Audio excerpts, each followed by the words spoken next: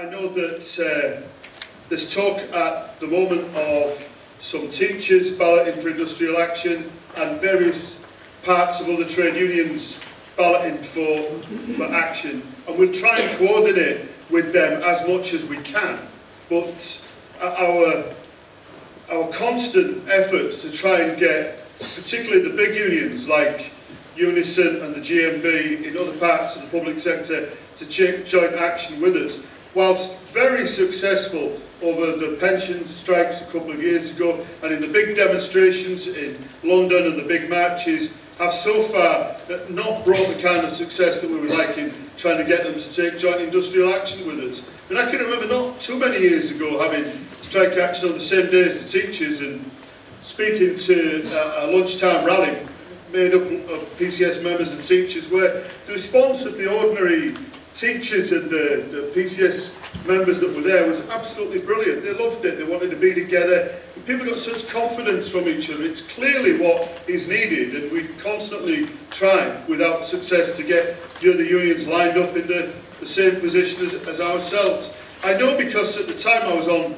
a job in London working for the union in our London headquarters, that when we had industrial action in June 2011 and November 2011, we had other civil service unions on strike with us, and having Prospect, the union that represents the specialist grades in the civil service, and the FDA, the union that represents the senior civil service, on strike on the same day, gave absolutely enormous confidence to the workers in PCS who work in those big headquarters buildings. I picketed DWP headquarters in Caxton House, Her Majesty's Revenue and Customs headquarters in Whitehall, and the people there were jubilant because many of the senior managers were not going in because their union was on strike. And having other unions with you creates enormous confidence. On a site like this, where you've got workers from areas that we have union membership but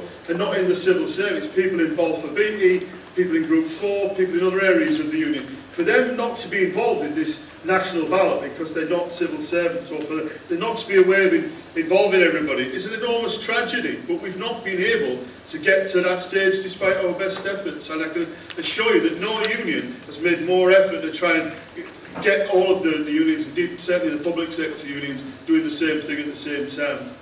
In terms of RBS, look, my son works for a bank, and I know that most ordinary staff who work on the front line don't get very well paid.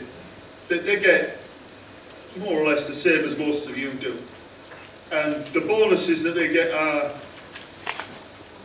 modest, and you would find them acceptable. You wouldn't think there was anything wrong with the bonus that my son gets. About 1,500 quid, I think. It was the most I ever remember him getting in a good year. And most bank workers are no different to you. But the banks themselves have got away for far too long with making enormous profits, not just at our expense, but almost at the expense of completely destroying our economy.